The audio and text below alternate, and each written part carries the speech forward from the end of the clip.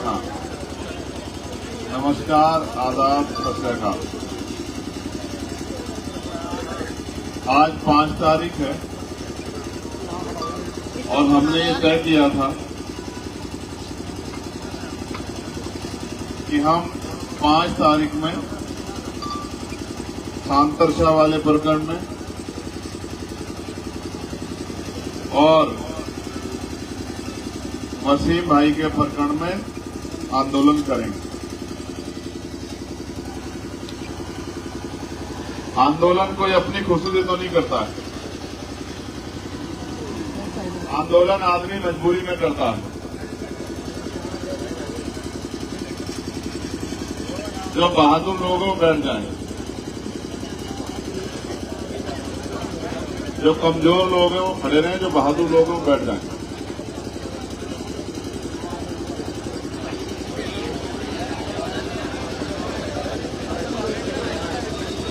तो देखने से कमजोर लग रहे हैं।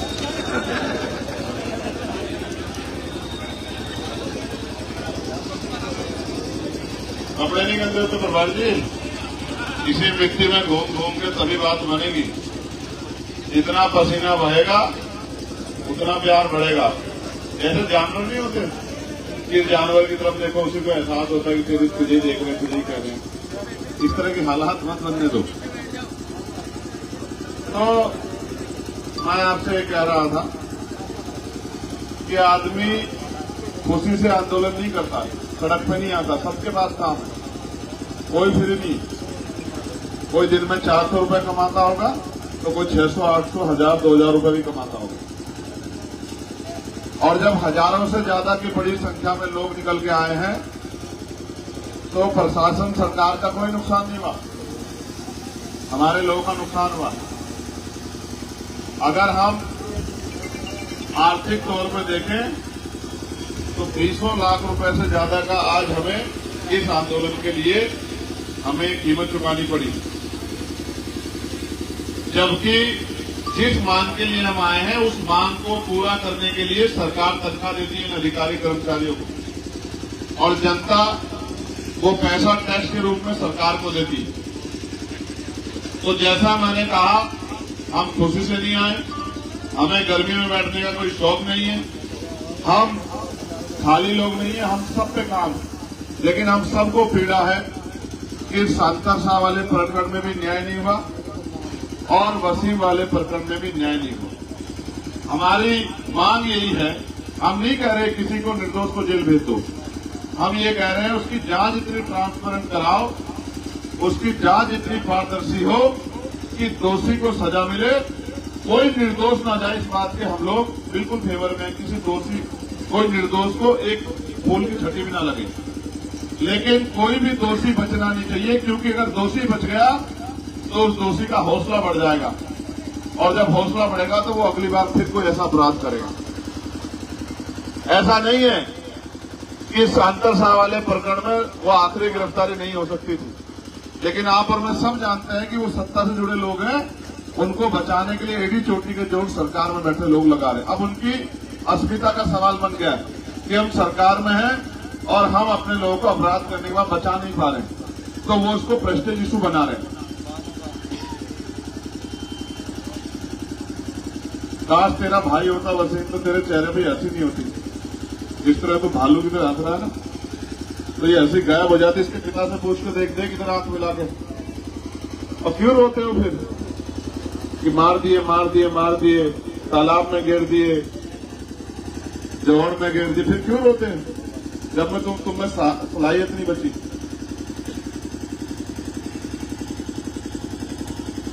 मैंने तो जानवरों को देखा, मैंने तो बंदरों को देखा। एक बंदर मर जाता है तो सारे बंदर जो है उसके आसपास घुस जाते हैं। तकलीफ तो इंसानों को हो क्या गया। और मैं तो इनमें भी जो इस्लाम को मानते हैं उनको कहना चाहता हूं कि जो हजरत पैगंबर साहब ने सुन्नतें दी हैं कुरान में, उसी पे चलो। अगर उसी पे चल लोगे तो बहुत सारी मुसीबतें तुमसे दूर हो जाएंगी। तो उसी पे नहीं चलते हो, अपने मतलब के हिसाब से चलते जितना तुम्हें चलना। अगर चलते तो इस दर्द के सामने किसी की आंखों का पानी नहीं रुकता। लेकिन तुम्हारा किरदार बताता है कि तुम किसी धर्म वरम की नहीं, तुम तो सिर्फ अपने बारे में सोच रहे हो।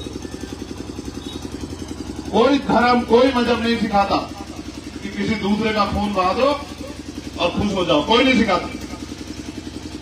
और जो आज सत्ता में बैठ के सोच रहे हैं कि हम दूसरे का खून बहा के और आरोपियों को बचा के खुश हैं, तो याद रखना ऊपर वाले की लाठी में आवाज नहीं होती, जिस दिन आपके ऊपर पड़ेगी आप कहेंगे जाकर किसी गरीब को सताना नहीं। क्या सोचते हो? ये टीन की सेड़ लगाई क्या? ये टीन की सेड़ तोड़ नहीं सकते हम लोग? क्या है इनमें तोड़ने में? है क्या इनमें तोड़ने में? अगर हम तोड़ना चाहते तो हम ये टीन की सेड़ तोड़ नहीं देते क्या? अगर हम इन पुलिस वालों से हमारा कोई झगड़ा है क्या?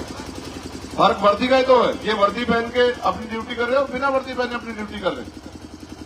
हमें इस प्रदेश के किसी भी जाति धर्म का, हिंदू हो, मुसलमान हो, सिख हो, ईसाई हो, बौद्धिस्ट हो, सबकी चिंता है। हर व्यक्ति जिसके साथ जुल्म होगा, किसी धर्म की बेटी हो, हमें सबकी चिंता है। तो जिन्होंने 16-16 महीने जेल काटी हो, जिन्होंने 2-2 बार तिहाड़ देखी हो, कोई किसे डरेंगे? ये जो ये लगाई है टीन की चादरें, ऐसे में तो हमारे पशु रहते हैं वहां।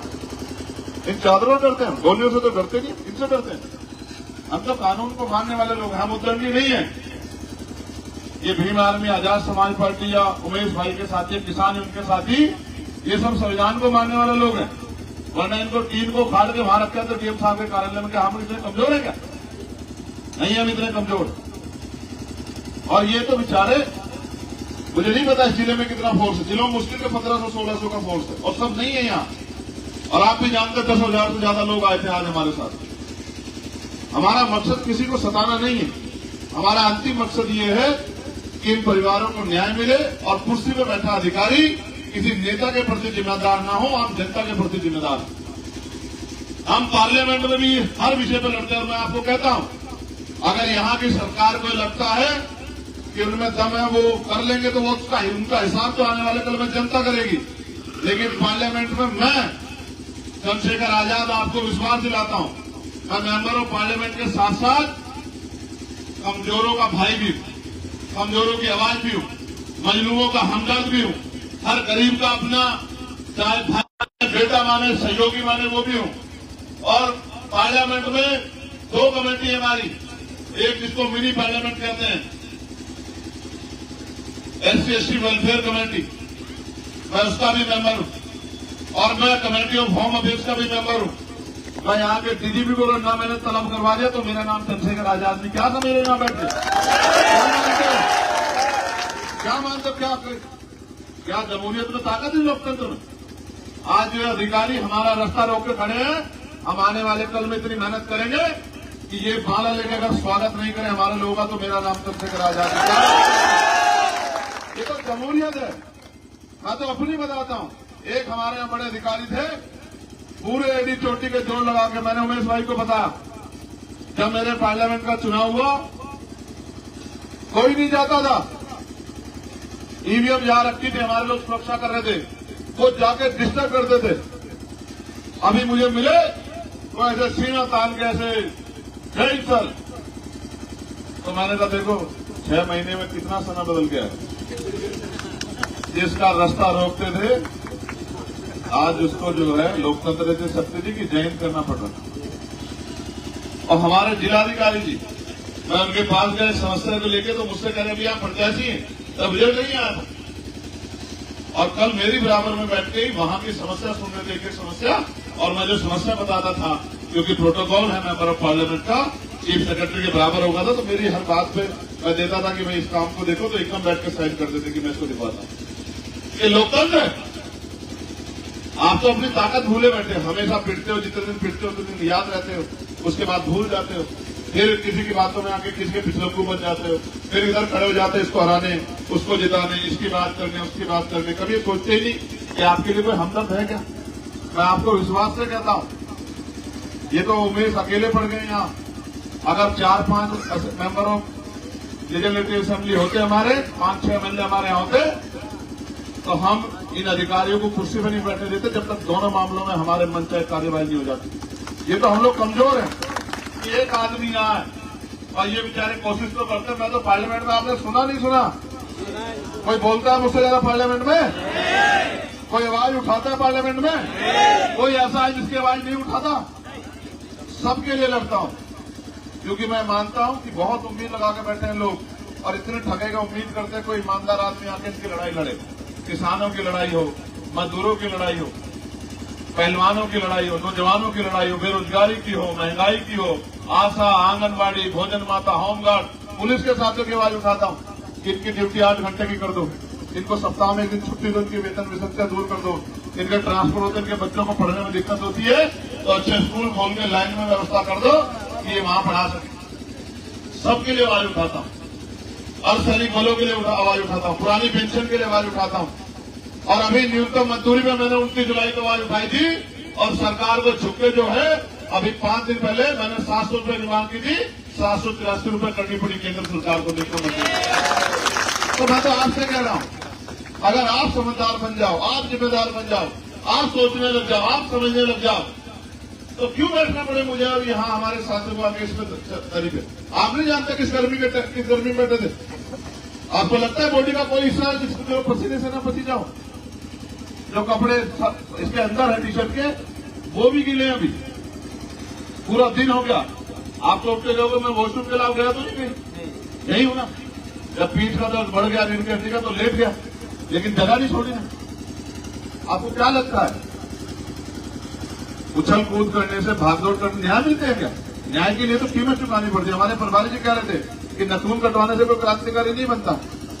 क्रांतिकारी वो बनता, क्रांतिकारी बनने के लिए क्रांतिकारी जैसी कुर्बानियां देनी पड़ती। इतिहास गवाह है कि सरदार करतार सिंह सराभा ने 19 साल की उम्र में शहादत दे दी थी देश के लिए, और शहीद आजम भगत सिंह जी ने 23 साल की उम्र में शहादत दे दी थी, और शहीद शिरोमणि Udham Singh ji general Lord wire को जाके वहां लंदन में जो है हिसाब किताब करके आए थे।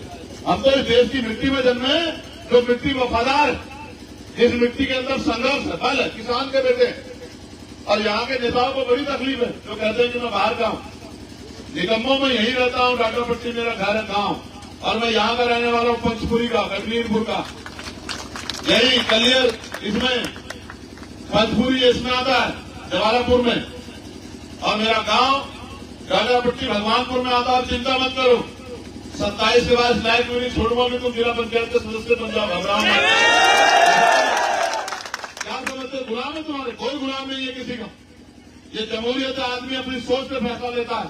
और फिर कह रहा हूं, इनका जिनका साथ देते उनका साथ छोड़ के, जिस दिन आपने मेरा हाथ पकड़ लिया, आप मेरी बात को याद रखना, अगर किसने आपके ऊपर लाठी चला दी, अभी ये साहिल कह रहा था यहाँ बैठ के, अभी हमारा दूसरा छोटा भाई है, हमारा नेता वहां का, वो कह रहा था केरपुर वाला, और मेरे भाई जावेद खड़े हैं, हिजाब साहब खड़े, सब जानते हैं कि हमने कल भी अधिकारियों से कहा कि देखो भाई, किसी गरीब पे लाठी मत चला देना, इस बात को याद रखना, वरना आमना सामना होगा, उसकी जिम्मेदारी आपकी होगी।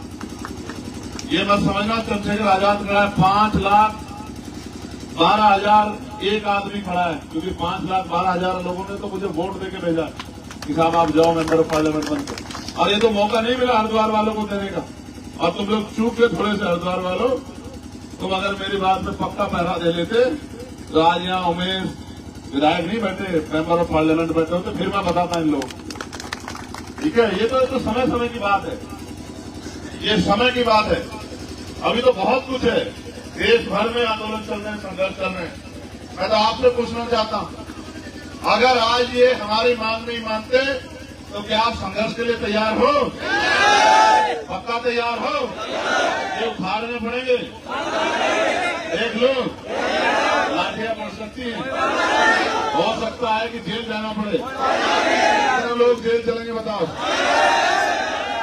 अभी तो मुस्सा में हाथ उठा रहे हो, जेल के नाम से हिसाब खराब हो जाता है। अभी फिर दोबारा पूछ रहा हूं, ईमानदार से बताओ कितने लोग हिम्मत दिखाएंगे जेल चलने की? देखो मेरी बात सुनो, आप मानते हो नहीं मानते कि अभी मैंने इस आंदोलन के लिए अपने आप से आगे अपील नहीं की थी ना? नहीं की थी अभी तक अपील?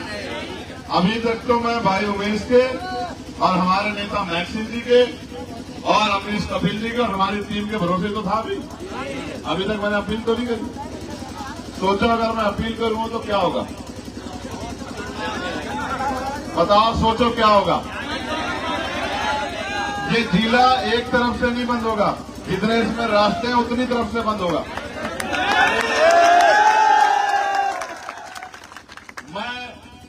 मेरी आम आदमी से कोई लड़ाई नहीं है कि कोई एक आदमी परेशान हो, वरना धरना यहां नहीं होता। आप मानो मेरी बात को। अगर आम आदमी को परेशान जिस तरह करते हैं दूसरी पार्टियों के लोग, अगर उस तरह का धरना करना हो तो यहां नहीं होता। किसी को परेशानी ना हो इसलिए हम लोग यहां बैठे हैं, वरना हम लोग सड़क पे भी बैठ सकते थे। लेकिन हम लोग यहां इसलिए बैठे हैं क्योंकि हम अपने प्रदेश के प्रति, आम जनता के प्रति, हर एक व्यक्ति के प्रति जिम्मेदार हैं। मैं आपसे भी कह रहा हूं, आप हिम्मत जुटाओ।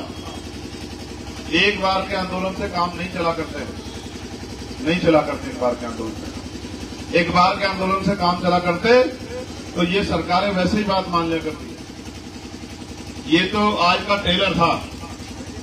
मुझे लगता है कि आप उत्तराखंड सरकार पिक्चर देखना चाहती है पूरी।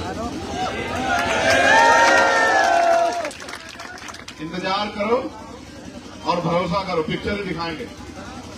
और पिक्चर अगर जो है ब्लॉकबस्टर नहीं हुई तो मेरा नाम चंद्रशेखर आजाद नहीं। आपको नहीं अभी याद नहीं कह रहा था दिल्ली में, तब तो हमें दिल्ली तक कूच करनी पड़ती है, पैसा नहीं होता वर्करों पे। आपको याद है दिल्ली में सतगुरु रविदास जी वाला गुरु घर का आंदोलन, एनआरसी वाला आंदोलन याद है, जमा मस्जिद वाला? वहां जाने के लिए तो बहुत जोर लगाने पड़ते, यहां जाने के लिए तो जोर भी लगाना है। यहां तो 2 जिलों को ही कह दूंगा, हरिद्वार वालों को इनको धमका के कह दूंगा, हरिद्वार वालों को मैं कुछ करके खा लो, और सहारनपुर वालों को कह दूंगा। तो जिन अधिकारियों को आज कह रहे हो कि साहब आपका ज्ञापन ले लो, वो वहां खड़े मिलेंगे रोड पे कि सर छोड़ दो, बदल दो। समझते नहीं समझते हो? इसलिए कह रहे इस मां को पूछो इसके दिल पे क्या बीतती है। मैं नहीं करता हर आंदोलन, सब चीजों दुख तकलीफों में राजनीति नहीं करता हूं। मैं अगर राजनीति करता तो यहां धूप में नहीं बैठता। जब ज्ञापन देने का समय आता देख के चला जाता, साहब जा रहा हूं, फिर यहां नहीं धूप में परेशान होता। इस मां को पूछो कि इसने अपनी बेटी खोई है और वो अपनी बेटी के लिए न्याय की अपील करे। और जितने लोग पीछे खड़े हैं मेरी आवाज को, उसमें इनके भी बच्चे हैं, बच्चियां। कुदरत ना करेगा किसी के साथ ऐसी घटना हो गई कि उसकी बच्ची का रेप हो और फिर उसकी हत्या कर दी जाए, तो तुम्हारा बस चलेगा तो गोली मार दोगे सामने वाले को। जिसको लगती है, जिसको तकलीफ होती है, उसे ही पता होता है। और क्यों ना खड़ा करें हम सवाल उत्तराखंड पुलिस पे? क्या रणवीर एनकाउंटर छूटा नहीं किया था पुलिस ने? क्या देहरादून में बताओ जावेद खान किया था नहीं किया था रणवीर एनकाउंटर छूटा? और 17 लोगों को कोर्ट ने सजा दी है नहीं दी? तो फिर क्यों ना करें शक तुम्हारे ऊपर कि तुम किसी गरीब की जान ले सकते हो? क्या कारण है ऐसा तुम्हारे ऊपर शक में कि तुम इंसान नहीं हो? क्यों ना शक किया जाए और क्यों ना सवाल पूछा जाए? हमारा सवाल पुलिस पे नहीं है, लेकिन हमारा सवाल उस सोच के अधिकारियों पर है जो सत्ता के आगे नतमस्तक है और किसी भी कीमत तक अपने नेताओं को खुश करने के लिए जा सकते हैं। इसलिए हमारा सवाल बनता है। और यही अगर वसीम की जगह ये सोनू होता, ये मोनू होता, ये अजय होता, अभय होता, तो भी इसी तरह लड़ते हम लोग जिस तरह आज लड़ रहे हैं। जिस तरह जो है आज संघर्ष में, तो भी इस तरह लड़ते। बात ये नहीं है कि बात वसीम की है, बात यह है कि अगर अन्याय किसी के साथ हुआ है तो हम सब लोगों की जिम्मेदारी बनती है कि वो न्याय अंतिम होना चाहिए। कहते हैं फर्स्ट इंप्रेशन लास्ट इंप्रेशन। पहली जो है ताकत ऐसी दिखनी चाहिए कि दोबारा प्रशासन को ऐसी गलती ना करे। जब लड़ाई लड़ने की बात आती है तो न जाति, न धर्म, न समाज कोई मायने नहीं रखता। मायने रखता है कि आप अपने मन को संतुष्ट कर दो कि आपने किसी की मदद के लिए आवाज उठाई या नहीं उठाई। क्या मैं आपसे पूछना चाहता हूं कि अगर जुल्म होगा और अन्याय होता दिखेगा तो क्या ये जिम्मेदारी नहीं बैठती एक शानदार शहरी की कि वो अपनी जिम्मेदारी अदा करके उसके जुल्म के खिलाफ आवाज उठाए? बताओ बैठती है नहीं बैठती है? इसी हरिद्वार में धर्म संसद हुई और यहीं से हजरत पैगंबर मोहम्मद साहब के खिलाफ तमाम तरह की उल्टी सीधी बातें यहीं से शुरू हुई। सबसे पहले हुई है नहीं बताओ? और हमने पहली बार में जवाब नहीं दिया, आंदोलन नहीं किया, गिरफ्तार नहीं कराया, तो आज देखो वो लड़ाई यहां ले जाके कहां तक पहुंच गई। उनको लगता है कोई कह नहीं सकता। और मैं तो धन्यवाद दूंगा मैक्सिमम टीम का, उन्होंने उसके खिलाफ ही आंदोलन करके रुड़की में और मुकदमा दर्ज कराने का काम किया था। लेकिन आज मैं जो पहले कह रहा था कि अपराधी का हौसला बढ़ता है, ये हौसला इससे बड़ा है कि आपने सोचा कि ये तो चलो ठीक है, कह दिया कोई बात नहीं, कह दिया कोई बात। मैं आपसे भी कह रहा हूं, मुस्लिम समाज के भाइयों से, आप ये आपको आक्रोशित करके सड़कों पर लाना चाहते हैं, ये चाहते हैं हम सड़कों पे आओ और इनके एजेंडे आसान हो। आप मत आओ, आप घर रहो, क्योंकि ये अम्बेडकरवादी जो लोग हैं, ये जो न्याय पसंद लोग हैं, ये सब लोग संविधान के साथ चलने वाले लोग, और ये संविधान को बचाने के लिए, अगर संविधान के आधार पर जब धार्मिक आजादी सभी को है, संविधान सभी धर्मों को सम्मान देता है, तो ये अपने आप लड़ाई लड़ लेंगे। आप इनके पीछे खड़े रहो, आपको आगे आगे कुछ करने की जरूरत नहीं है, इनका मोहरा बनने की जरूरत नहीं है। यही चाहते, जो काम ये सीधे नहीं करते फिर पिठों से कराते, ये कोई बयान देंगे, आप लोग रिएक्शन देंगे और ये कहेंगे देखिए साहब क्या हो रहा है। ये कभी ये नहीं बताएंगे कि आजादी की लड़ाई में सबसे ज्यादा बलिदान जो है, इंडिया गेट पर अगर जाकर नाम पढ़ोगे तो वो मुस्लिम समाज के लोग हैं। कभी नहीं बताएंगे आपको। ये आजादी माफी मांग के नहीं मिली है, ये आजादी भीख में नहीं मिली है, इस आजादी के लिए कुर्बानियां देनी पड़ी है, मिटना पड़ा है, बर्बाद होना पड़ा है, अपनों के खून को अपने सामने उबलते हुए देखना पड़ा है, निकलते हुए देखना पड़ा है, अपने लोगों को फांसी में चढ़ते देखना पड़ा, तब जाकर आजादी मिली है। इनको तो लगता है जो लोग आज सत्ता बैठे हैं कि सिर्फ नारा लगाने से, माफी मांगने से, लेटर लिखने से आजादी आ गई। मैं तो आपसे कहूंगा, मैं सुबह से इंतजार में हूं कि आपका मन पक्का हो जाए कि ये लड़ाई लड़नी पड़ेगी, इससे भाग नहीं सकते। कब तक भागोगे इसका बताओ, कब तक भागोगे? कोई रास्ता नहीं है भागने का, और हम नहीं चाहते भागना। हम इस लड़ाई को लड़ना चाहते हैं, और हमारी कोई लड़ाई नहीं अधिकारियों से। हम तो ये चाहते हैं कि वो न्याय संगत काम करे, क्योंकि संविधान इस बात के जाते हैं। हमारे सवाल लोकतंत्र में जायज, अगर मुझे कोई पीड़ा होगी तो मैं अपनी पीड़ा को रखूंगा, ये मेरा अधिकार। ये कॉन्स्टिट्यूशन का आर्टिकल 19 हमें देता है कि हम अपने साथ हुई हर परेशानी पे अपना सवाल खड़ा करें और उसका जवाब मांगें, और जवाब देना अधिकारियों की जिम्मेदारी है। जिन अधिकारियों को कुर्सी में बिठाया गया कि वो जवाब दें। मैं आपसे अपील करता हूं, बैठ जाओ, जो सम्मानित अधिकारी आएंगे हम उनको सुनेंगे, और मैं अब के बाद बैठने को नहीं कहूंगा, क्योंकि ये भेड़ बकरे में ऐसा काम नहीं करता हूं। मैं जो यहाँ सम्मानित अधिकारी आएंगे उनको हम लोग सुनेंगे, फिर हम आपस में बैठ के हमारे किसान यूनियन के साथी भाई उमेश जी, इनकी टीम, भीम आर्मी आजाद समाज पर, फिर हम बैठ के फैसला लेंगे कि हमें किस तरह से आंदोलन को आगे बढ़ाना है, हम उनकी बात से कितने सहमत हैं। क्योंकि मुझे नहीं लगता कि लड़ाई आज खत्म हो जाएगी। आपको लगता? अगर लड़ाई खत्म करना चाहते तो ये दीवारें क्यों खड़ी करते? फिर तो बुलाते और 10 मिनट में वहीं से कहते हैं कि भाई ये लोग आप बताओ क्या कीजिए। बता भाई, जनता मैदान और खुला हुआ है, जिसमें हौसला आ जाओ, लड़ो। और देखो, जिनको आदर्श मानते हैं, जब उन्होंने बलिदान दिया तो फिर काहे को डरना यार। एक बार तो मैदान में तो गोली खाई करते यार, फिर काहे को डरना। मौत एक दिन आएगी, लेकिन कम से कम ये तो ना हो कि हमने गोली देकर पीट कर ली थी सामने, ये तो रहो कि हमने गोली का सामना सामने से किया तो उसको भी निपटेंगे। तो मैं आपसे आग्रह करूंगा कि आप बैठ जाओ, और अभी अधिकारी गए हैं, वो अपनी बात रखेंगे, फिर हम बैठ के अपनी वार्ता करेंगे, फिर हम फैसला लेंगे क्या करना है। क्योंकि हम परिवारों को परेशान करके लड़ाई नहीं लड़ना चाहते। कहीं गलती से एक परिवार के व्यक्ति को कोई नुकसान हो गया, कोई परेशानी होगी, तो सारी उम्र का तलब होगा कि हम वहां गए थे और उनके नेतृत्व में ही हो गया। हम नहीं चाहते, क्योंकि हम समझते हैं ना, हम तो आम आदमी को भी नहीं बुलाते हैं। हम तो कोशिश करते हैं कि लड़ाई अपने भरोसे लड़ी जाए, क्योंकि अगर कोई जेल चला जाता, बाद में कहते हैं उसके घर के लोग के साथ उनके जेल चला गया। तुम तो जेल जाने को तैयार हो, नहीं तैयार हो? दोनों अल्फाज लोग जेल जाने के लिए तैयार है। ये साहिल का एक उठ रहा था, दोनों उठ गए, पक्का चलोगे जेल? ठीक। ठीक है, बैठ जाओ इंतजार।